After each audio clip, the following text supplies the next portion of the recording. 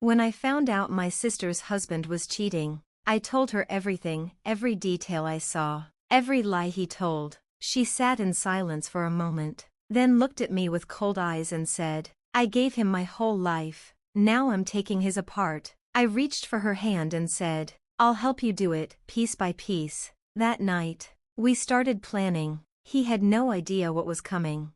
I've always believed that intuition is a woman's sharpest weapon, a quiet voice that whispers long before the world starts shouting. That morning, my intuition was screaming. It was a Saturday, unusually warm for early spring in Boston, the kind of day that makes you want to clean the whole apartment, bake something sweet, and call your sister just to catch up. I was doing all three. As I hung up the phone with Lauren, my sister, something in her voice lingered with me. She sounded distracted, flat, even, which was odd. She was usually animated when we talked, especially on weekends, especially when she mentioned Ethan, her husband, but today, she didn't mention him at all. At first, I brushed it off. People have off days. Maybe she was tired, maybe they had a small argument, but then, halfway through arranging some old books on my shelf, I paused, my hands froze midair. She'd said, "I'll be out for most of the afternoon, just errands." But Ethan's car had been parked in front of their building earlier that morning. I'd passed by on the way to grab coffee. If she was out, wouldn't he be with her? They did everything together on weekends, at least. That's what she always said. I tried to shake it off. It wasn't my business. I didn't want to start imagining things. Still, something gnawed at me, a heaviness I couldn't name. So, when I remembered I still had her extra set of keys, from when I watered her plants last month, a small idea planted itself in the back of my mind. Nothing big, just, maybe I'd drop by, just to leave the gift I'd bought her, nothing more. Totally innocent. That's what I told myself. But as I stepped into the elevator later that afternoon, holding a wrapped box with a little handwritten card tucked under the ribbon, I couldn't shake the feeling that I was about to open a door to something I wasn't ready for. I shouldn't have gone. I know that now. The moment my hand touched the door handle, something inside me screamed to turn around, but curiosity had already taken the wheel. I stepped inside the familiar lobby of Lauren's apartment building. The smell of fresh laundry and coffee greeted me, just as it always did. I walked past the concierge, who barely glanced up from his newspaper, and pressed the button for the elevator. For a moment, I felt a pang of guilt. This wasn't my home. I shouldn't be snooping. But then, the elevator doors opened, and I stepped inside, trying to shake off the unease creeping up my spine. I had just spent the past hour convincing myself I was being paranoid. After all, it could just be a coincidence. Ethan might have stayed home, maybe working or just relaxing, but that nagging voice in my head refused to quiet down. Something's off, something's changed. When I reached their floor, the hallway was as quiet as usual. No music, no laughter, just the soft hum of the fridge through the thin walls. I knocked softly at first, my hand lingering on the brass door handle. I could hear movement inside, but the footsteps didn't sound like Lauren's. They were heavier, slower. It was then that I noticed Ethan's car parked outside. It shouldn't have caught me off guard. He was home, but my stomach twisted. He was home, but not with Lauren. I waited for the sound of footsteps from inside, waiting for Lauren's voice to greet me, but instead, I heard low murmurs, too quiet to distinguish, followed by soft laughter. It wasn't Lauren's. I stood frozen outside the door for a second, my heart beating faster than usual. The voice on the other side wasn't familiar. It was a woman's voice, light, teasing, definitely not Lauren. I didn't knock again. I couldn't.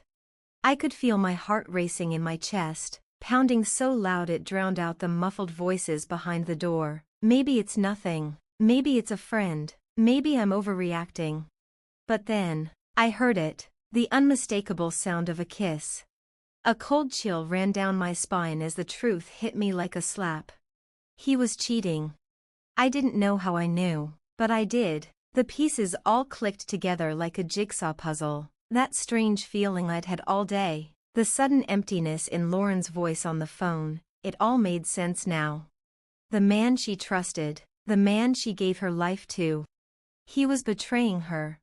I couldn't stay there, frozen on the doorstep. My legs carried me back to the elevator before my mind could catch up. The box in my hand felt like it weighed a ton. I didn't know what to do next. Should I tell her? Should I let it go? What was the right thing to do? But deep down, I knew one thing. I couldn't walk away from this. I had to tell her. I spent the next few hours trying to convince myself that maybe I had misheard. Maybe the kiss was innocent. Maybe it was a misunderstanding. I couldn't allow myself to believe that what I'd heard, what I'd felt, was true. But deep down, I knew. I couldn't ignore it anymore. I had to tell Lauren. I had to tell her what I'd witnessed. But how? My phone buzzed in my pocket, breaking my thoughts. It was Lauren. "Hey, what's up?" I answered, trying to keep my voice steady. "Nothing, just finishing up. You still coming by?" I hesitated. I almost wanted to lie, to tell her I'd lost track of time or something, anything to avoid what was coming. But I couldn't lie to her, not anymore. I actually just left. Something came up, I said, trying to sound casual, but I'll be back later, okay? All right, no problem. You okay? She asked, the concern in her voice evident. I paused. Yeah, just thinking a little too much. All right, well, I'll see you soon. I'm looking forward to catching up. I swallowed hard. Yeah, see you. I ended the call, staring at the screen for a moment. There was no turning back now. My sister deserved the truth, even if it was the hardest thing I would ever have to say. I spent the rest of the evening trying to gather my thoughts, going over everything in my mind. I knew the moment I walked into her apartment, I'd have to face it. The moment I told her, everything would change. As the clock ticked on, I finally made up my mind. I wasn't going to let her live in the dark. She was my sister. I loved her, and I couldn't stand to see her hurt anymore. Later that night, when Lauren came home, she greeted me with a warm smile. I could tell she was in her usual cheerful mood, oblivious to the storm brewing. "Hey, you, how was your day?" she asked, sitting down beside me on the couch. I could feel the weight of what I was about to say pressing down on me, but I forced myself to meet her gaze. "Lauren," I said softly, "there's something I need to tell you, something I saw earlier today." She looked at me, concern replacing her smile. "What is it?" "You're scaring me." I took a deep breath, then let the words spill out. "I saw Ethan, and he wasn't alone." Her face immediately went pale. "What do you mean?" Her voice cracked, but she forced herself to stay calm. I hesitated for a moment, watching the flicker of confusion and concern in her eyes. "I saw him with another woman. They were together. They kissed." The silence between us felt like an eternity. Her eyes searched my face for any sign that I was lying, but there was none. This wasn't a joke. This wasn't some bad dream. She closed her eyes, her hand clutching her chest as if the air had been knocked out of her. You're serious?" I nodded. "I'm so sorry, Lauren. I didn't want to be the one to tell you, but you deserve to know." Her breath hitched, and for a moment, I thought she might collapse, but then, she took a deep breath, her shoulders straightened, and she looked at me with a fire in her eyes. I knew something was off, she whispered, her voice trembling with both anger and disbelief. "But this is a nightmare."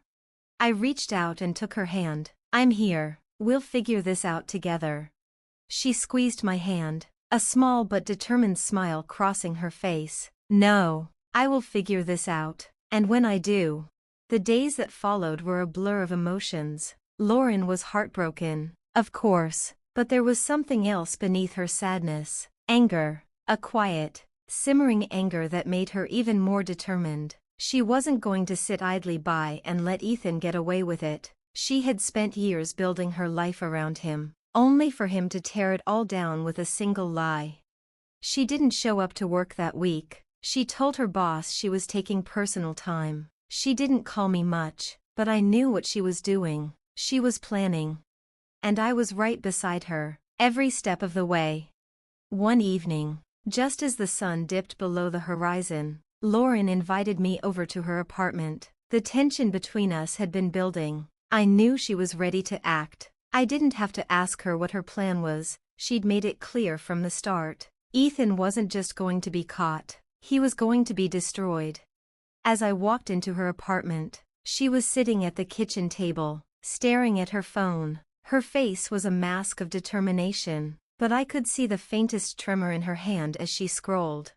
"Hey," I said, closing the door behind me. "What's going on?"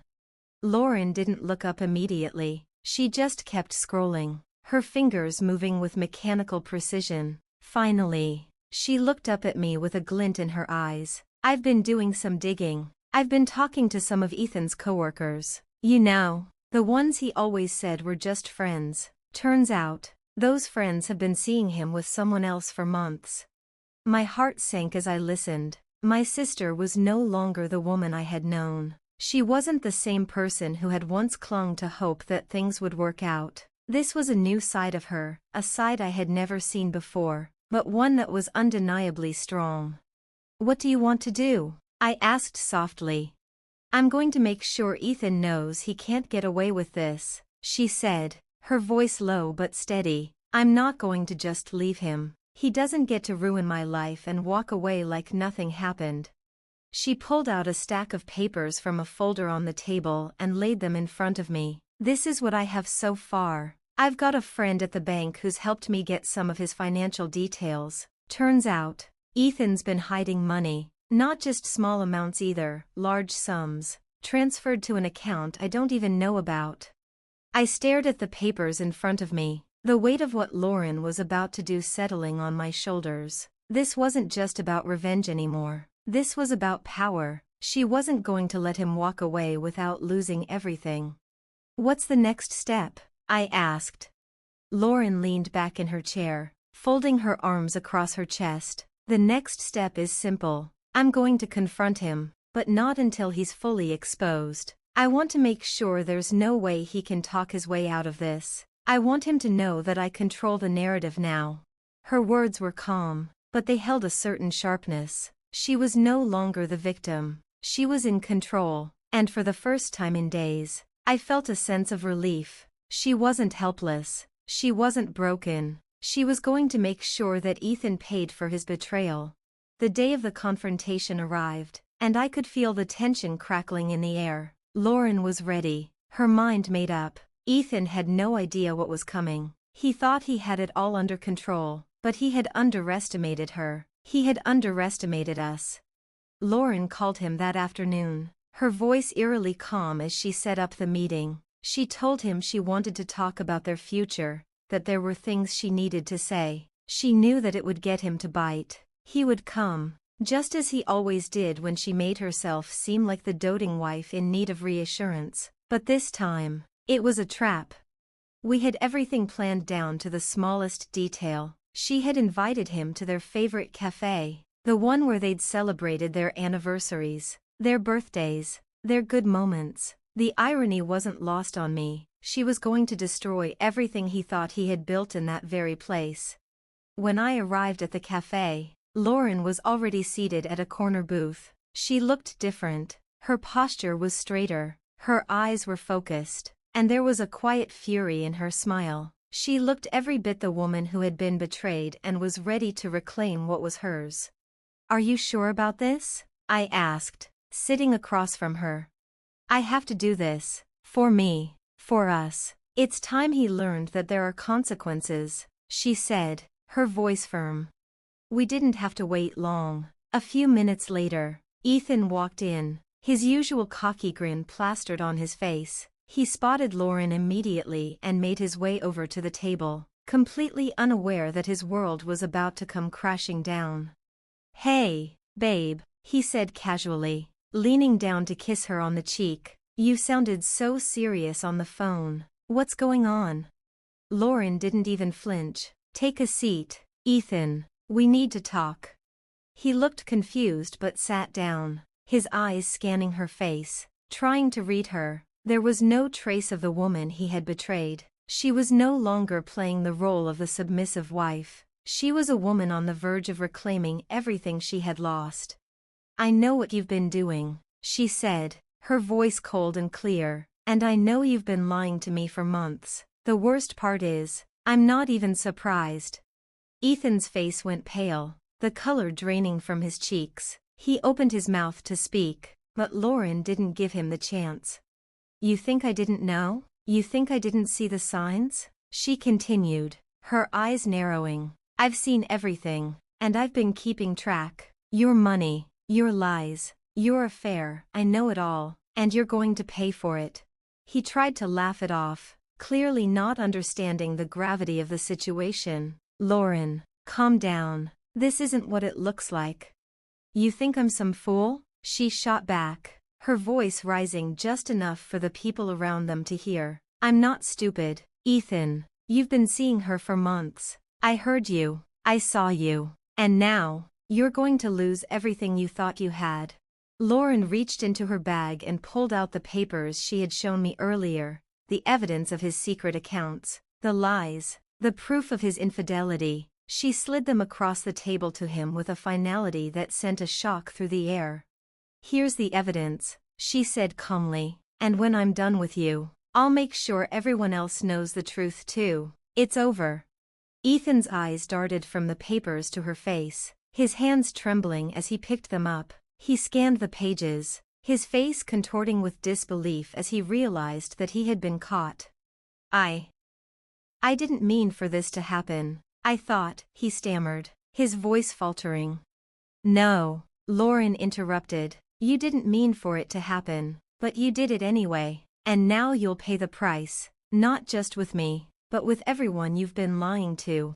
The cafe was silent now, all eyes on them as Ethan realized there was no escape. His eyes flicked nervously around the room, but no one spoke. Lauren had claimed the spotlight, and she wasn't letting him off the hook.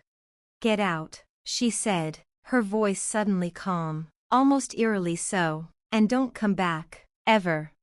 For a moment, Ethan just stared at her, but there was nothing left to say. He knew he had been caught, and there was no amount of pleading that would fix what he had done.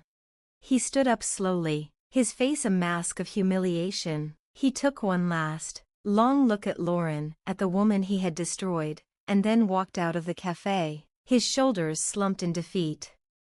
Lauren and I sat there for a while, the weight of the moment sinking in. She had done it, she had taken control, and now Ethan was nothing but a distant memory.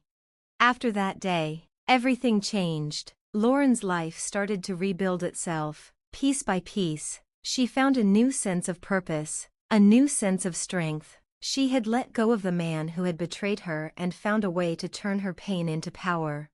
And as for Ethan, he was left with nothing. His reputation was in tatters, his finances in ruin, and his marriage a distant memory. He had been brought low by the very person he had tried to tear down.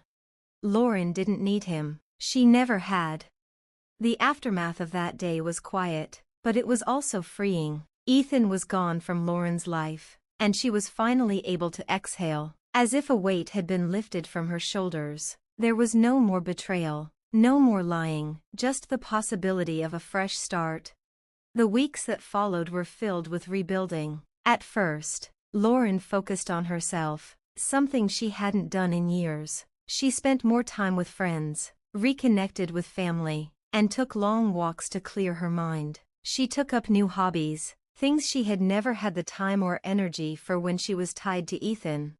But it wasn't just about finding herself again, it was about thriving. She had been through the worst of it, and now, she was ready to rise from the ashes.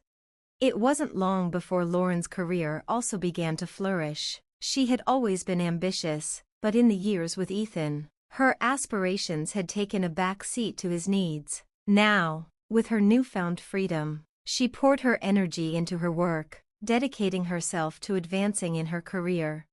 And it paid off. She received a promotion she had once thought was out of reach. Her colleagues admired her drive and resilience, and it wasn't long before she was leading a team of her own. Her confidence soared as she realized just how much potential she had locked inside herself. But the most important change was in her heart. The pain from the betrayal had dulled, replaced by a sense of strength and self-worth. Lauren had been through hell and come out the other side stronger than she had ever been. She was no longer defined by Ethan's actions. She was her own person, independent and free. One evening, as Lauren sat in her apartment, reflecting on how far she'd come, there was a knock at the door. She opened it to find her best friend, Maria, standing there with a smile. "I've been thinking," Maria said, stepping inside. "It's time you let yourself be happy again. You deserve it." Lauren smiled. "I think I'm finally there." But Maria wasn't just there to offer encouragement. She had news of her own. "I've been talking to someone," Maria said, her cheeks flushing. "I think you might like him. He's kind, and he's been through his own struggles. Maybe he's what you need to take that next step." Lauren laughed softly. "You really think I'm ready for that?" Maria nodded. "Absolutely. You've done all the hard work. Now it's time to let yourself heal, to let someone in again." Lauren felt a flicker of something, hope, perhaps, stirring inside her. She wasn't sure if she was ready for romance again, but for the first time in a long time, she wasn't afraid of the possibility. In the weeks that followed, Lauren gave herself permission to move forward. She continued to excel at work. She embraced her newfound independence, and when the right person came along, she welcomed the chance to explore what the future could hold. And as for Ethan, well, his life spiraled downward. With the truth of his betrayal exposed, his career took a nosedive. His friends and family turned their backs on him. The woman he had betrayed Lauren for? She disappeared, leaving him with nothing. Ethan's arrogance had been his downfall, and now, all that remained was regret. Lauren had seen it all. She had stood up for herself, taken control of her life, and let go of the past, and in the end, she emerged victorious.